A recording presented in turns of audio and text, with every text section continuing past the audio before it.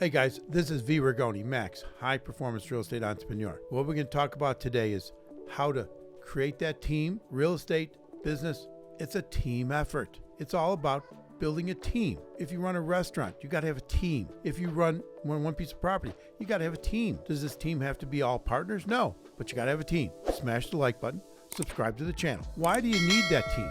Well, because you don't want to do everything there is to do. If you're just wanting to get out there and buy single family property, you're thinking big. You're starting to buy some property.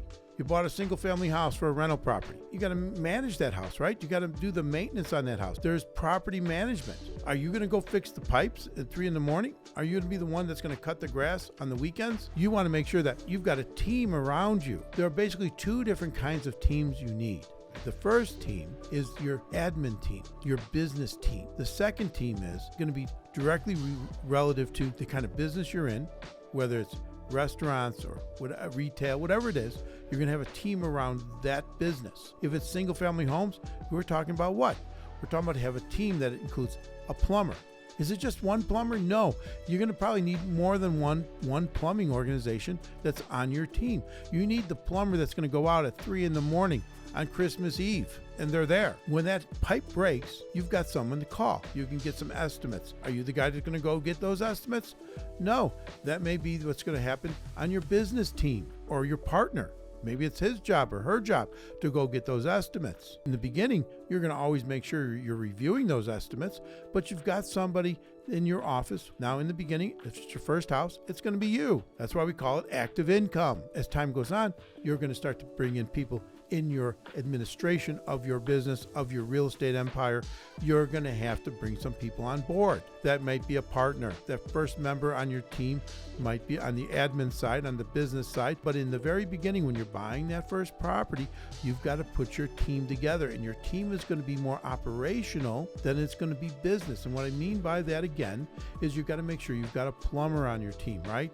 One that'll come out in the middle of the night. Then you want to make sure you got 1 or 2 plumbers that you can call up to get those kind of estimates. It might be the same person, but you got to make sure you have more than one, because what if that guy's out on vacation? Because there's a lot of very small plumbing shops. When you work with the smaller shops, you tend to get better pricing. What about electricians? Do you ever have a problem? Light fixture goes out, you got a problem with a fan.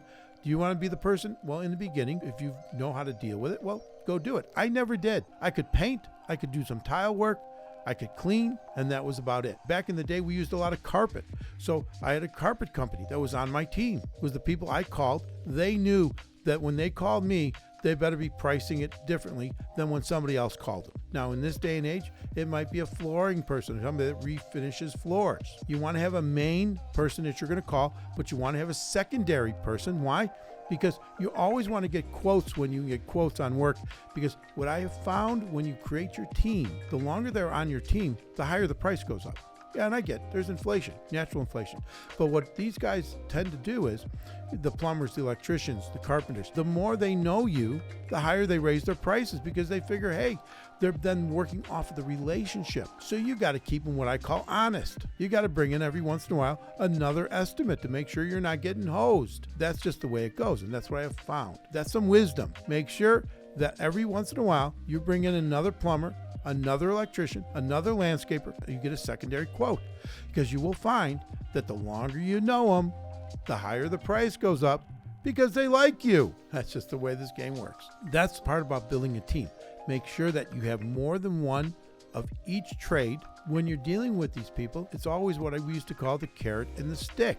Give me your best price. Now, if you're calling up because there's a pipe that's bursted and you got water spraying all over, you don't really care what they're going to charge. You just got to get it shut down. You got to get it fixed. But outside of an emergency call, you want to make sure you're always negotiating their price. You should never accept their bid. If it's $7,000 or $700, get them down in the price. Because hey, if you're going to multiply that over $10,000 worth of work in a given year, now you've saved some real money. But you have to have a team in order to do that. If every time you call somebody it's the first time you've ever talked to them, no, you're not going to get that kind of accommodation. The carrot is, I've got this other work out there. I'm really thinking that you're the person for that job. Can you give me a better price on this one? It's negotiations.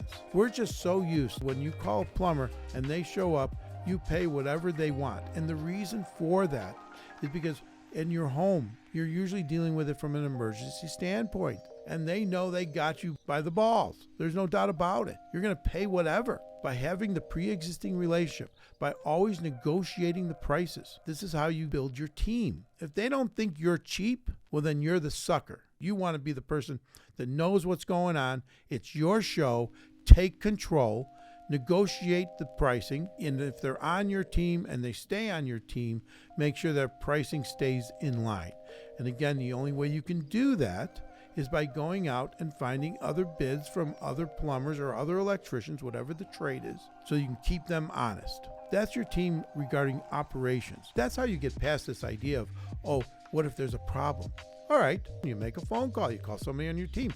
You can make that phone call no matter where you're from, right? You can be sitting in the Bahamas and make that phone call. What the hell do you care? You're not the guy going to do the work necessarily. That's your team on the ground on your property.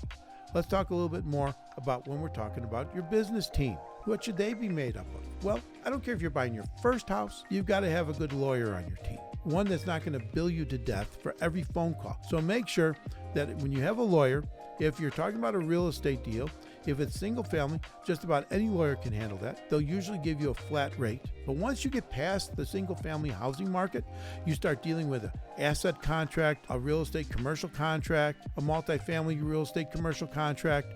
Now you're going to start to get billed in a different way. So make sure you understand when you hire a lawyer that they are, number one, competent for what you need.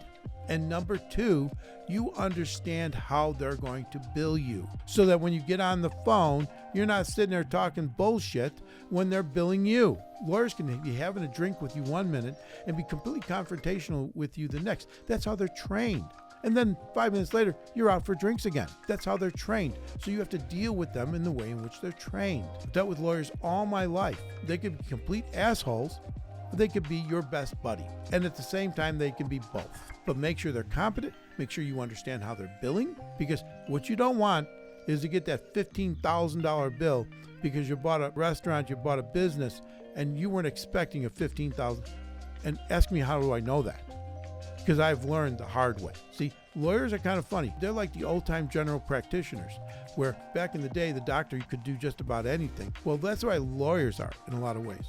Now, some of the high-end lawyers, yes, they're very specific in what they do. Personal injury, certain types of personal injury.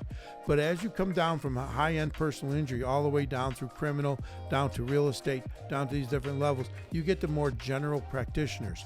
So make sure that you're dealing with the right kind of lawyer that understands how to put together an asset agreement. What do I mean by that? Well, that's the business end of the purchase. Let's say you're buying, like we'll buy a restaurant.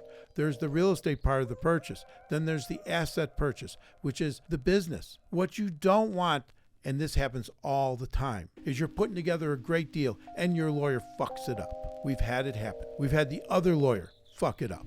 They can be your knight in shining armor, or they could be the Black Knight. All right, so there's your lawyer. Now we're talking about, let's just go over to the accountant. Who's your CPA? Is he the guy that's been doing your taxes all your life and he just does everybody's taxes? He does thousands of tax returns a year. You don't want that guy for business. He knows how to fill out a 1040. You want the person, again, who is, if you're in multifamily, that deals in multifamily, that understands cost segregation. If he's in single family, that understands single family, understands cost segregation, understands how to write things off, how to do an asset sale, where this year you can write off, I believe it's 80% of the asset sale in the first year. They understand these things. This person could be two different people or it could be one. But you have tax planning and then you have filling out the forms, the actual doing the tax returns. Now they can be the same people, but in a lot of cases they don't. How do you find that person? Well, if you're going to go find your first single family home, are you going to sit there and talk about what their capacity is in order to give you tax planning on a multifamily building or to do cost segregation? No. You can probably, at that point, you can keep it small, but you got to grow past that person very quickly. But you can't grow past that person until you're into that kind of business. So when you're doing with the multifamily, when you're buying real estate for businesses, then you want to make sure you've got the right CPA, you've got the right account, you've got the right tax planning going on. They could be the same people, or sometimes they're not. Now, I hope this is helping you. Hope you're able to get some good information on it. Like I say, we try to drop the wisdom here. Hey, V. Rigoni, Max, High Performance Real Estate Entrepreneur.